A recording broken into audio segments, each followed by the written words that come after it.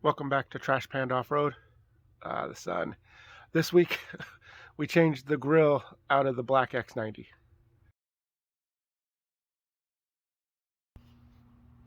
When I got the black X-90, I was told that a tree had fallen on it, but the more I look into it, the more I'm thinking it may have hit a tree.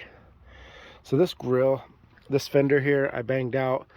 This headlight, it's been replaced at some point. This clip here is broken. The grill is shot, all broken all the way through. And then that horn right there is bent. So it was told it was hit by a tree, but I think it may have hit a tree. So we're going to take this grill out. And yesterday I went up and saw Randy Gibbs up there in Tacoma.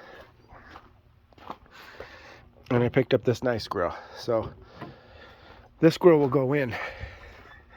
Shouldn't be much of a process. It's supposed to be held in by clips, push down clips. This one is not. It's supposed to be held down by a bunch of these kind of clips.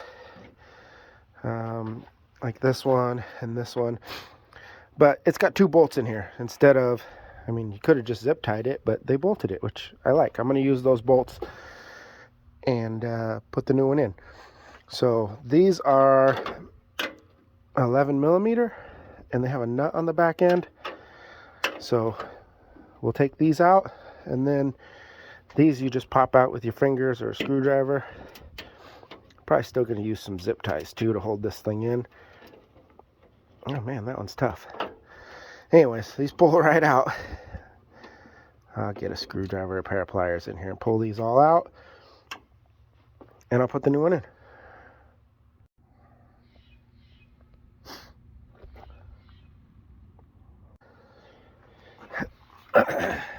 Probably should wash this, but I'm not gonna. This should set right in just like so. I'm just gonna set up on there. There's a nut right there. I'm gonna pull that nut out so that that piece can go on there behind that nut. And then the sides, oh, this side doesn't have it, but there's a little hole in there. And there's nothing in there. How about this one?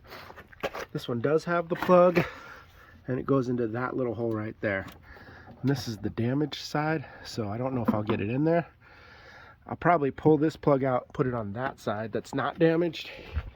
That way this side at least connects properly. So let's get a wrench in here and pull that nut out.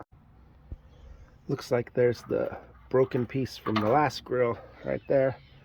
Put that over here with the tools and stuff. For these, like I said, I just grabbed them with a pair of pliers.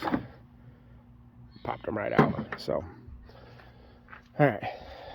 Now, I'm going to pop this one out here. Should slide down. And it did. And we're going to put it over here into this one. So that one should go into that hole right in there. And this is going to go right like this. I might need two hands. Let's see. Some of these things are lining up, but I'm going to need two hands. Oh, no, I'm not. Got it over the top of that. Okay, got some holes to line up. Let's see if we can get this to push in like so. Hey, all right. Okay, so get some holes in here.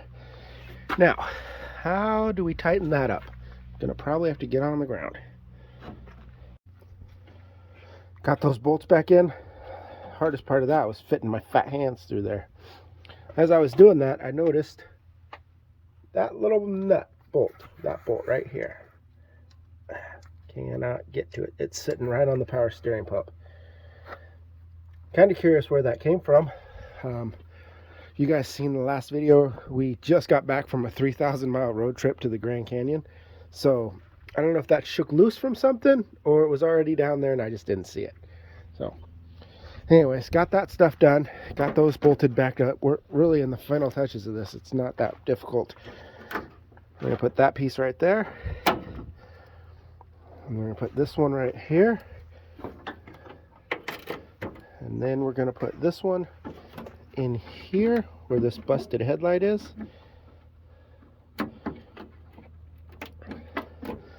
Alright, there it is. Good as new. There it is. Got that grill all put in there. Just like that. Only took like maybe 15 minutes. Easy peasy. Looks great. Glad I did that.